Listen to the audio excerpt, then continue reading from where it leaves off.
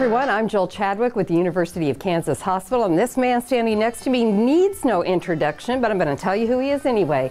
This is Trent Green, former Kansas City Chiefs quarterback turned color commentator and analyst for the NFL. Thanks for letting us come back and see where you used to do your thing. Yeah, it's exciting to be back, and it's a lot of fun, bringing back a lot of memories, and really looking forward to what lies ahead for us. The whole purpose for Trent and I being here is that we're here to tell you about behind the scenes with the Chiefs Fantasy Camp experience that's coming up in May.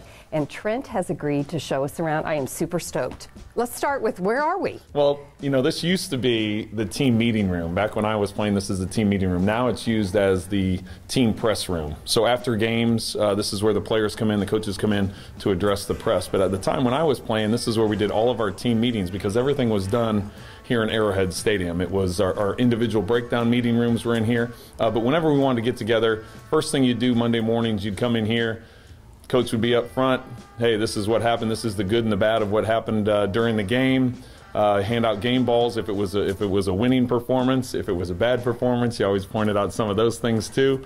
And basically, this is just kind of where the plan is set for the week. Now, the fantasy campers, what will this room be used for them? This is going to be about breaking down film. We're going to have special teams, offense, and defense. And what you're going to have is either a player or a coach, former Chiefs player or coach, get up there and break it down, basically break it down for the fantasy campers that are here. Okay, this is what we do in a special teams play. This is how you cover a punt.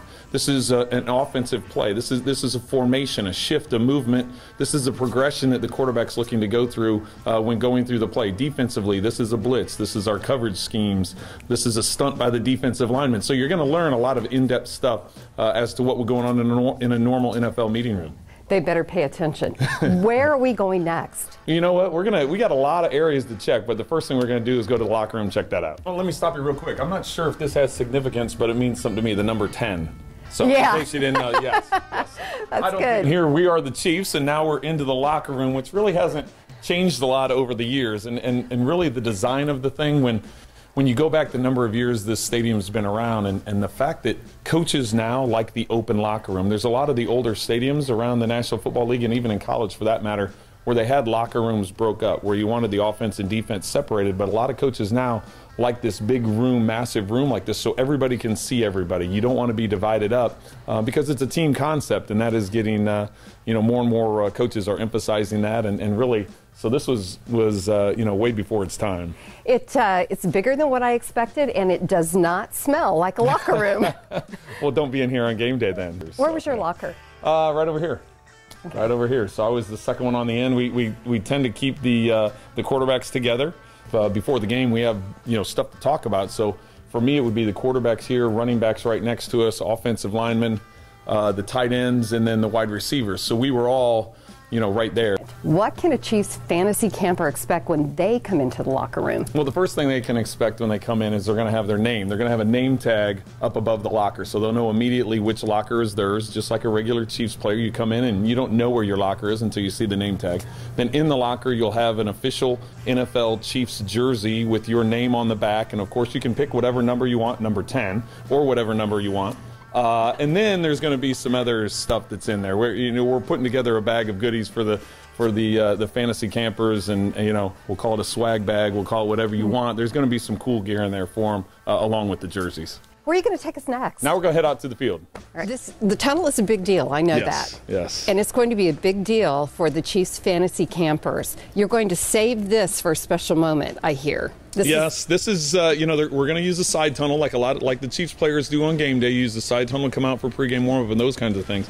But this tunnel will be used for the fantasy campers when they're coming out for the 7-on-7. So we'll have the pep talk in the locker room, and then they get to work their way down the hallway just like the players do. You go past the visitors' locker room, you come out into the tunnel, and then they're going to have the introductions as you come running out on the field, and have the crowd noise going crazy, and have the music blaring, and just make it a great game day experience for all the people out here for the fantasy camp. Well, take us on out. This is where it's all going to happen. Yeah, so you have, like I said, you have people hanging over the railings. They're going crazy. You come down here on game day, you have, the red coaters are lined up, and, of course, once you get down to this point, the stands are going nuts and everybody's going crazy, and so your adrenaline gets going, and, it's kind of hard to contain it all, but it definitely brings back a lot of great memories. And you're feeling right now? Oh, I want to grab a football and go play. I don't care how cold it is. Let's go play. That is a good point to make. We're out here, it's 27 degrees. In May, it's going to be considerably warmer. Tell us what's going to happen on the field. Well, we're going to have set up different drills. Basically, they're going to come out, they're going to go through a warm-up session. We don't want any injuries, so there'll be a warm-up session that they go through, typical to what the Chiefs would do on game day or at a typical practice. Then we're going to have different stations set up. So there's going to be Jan Stenerud's going to come out. He's going to have a kicking station working on field goals with the campers that come out. There'll be a defensive back drill station. You're going to have an accuracy thing for quarterbacks to throw down there. There's a coffin corner. What makes you the winning team? Well, there's a lot that goes into it. So we talked about early in the day, you've got the film study, right? And then you come out and you're going to go through 3 or 4 different stations before lunch. During those stations, the groups that you're with, the teams that you're on, you'll accumulate points based on how your team does. Then you go in, you have lunch, you come back out, you go through another 3 or 4 stations, you accumulate points once again. Ultimately, you go back in, you get the pep talk. We talked about coming down the tunnel and game day experience, and with the noise and the music and everybody going crazy in here, that's when the 7-on-7 tournament starts. That's when the real competition starts, because then you're going against other teams. You're trying to win those 7-on-7 games. You accumulate even more points. And at the end, between all the skills competitions, between the 7-on-7 competitions, put all those points together, that'll be the winner.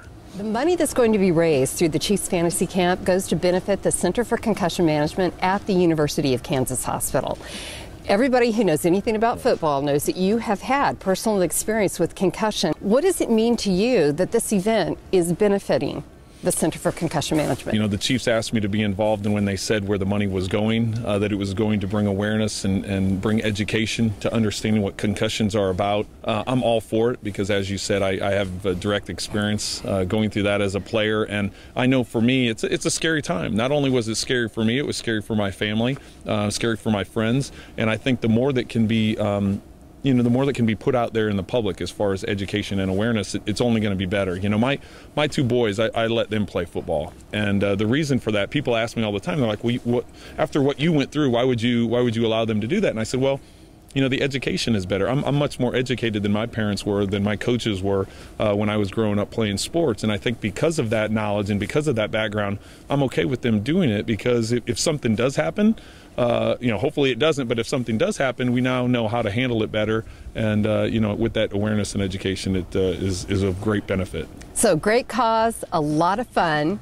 You're excited? Yes, very excited. We have limited campers. How many can come? You know, there's only spots for 100 fantasy campers, so it's very limited. There's not going to be a lot of people that have an opportunity to do this. So that's what's going to be exciting, because you're going to have a lot of one-on-one time. You're going to have small groups. So when you're in the meeting rooms, when you're on the field going from station to station, there's not going to be a lot of people there. So if you have questions, if you have, maybe you know a lot about football, but you want to know more about technique, ask a receiver, what's the different technique on catching a football, getting your feet in bounds, placement of the ball, running back, how do you tuck the ball, how do you, avoid the tackler and yet keep the ball secure so you don't fumble. I mean, there's a lot of things, because there is a small group of people, small number of people, that you'll be able to have all those questions answered. It's going to be so fun. We appreciate you so much giving us this behind-the-scenes peek. Well, thank you. I'm glad I was able to do it. It's been great. Okay, you heard him say only 100 spots, so you need to go to kcchiefs.com/fantasycamp and register now.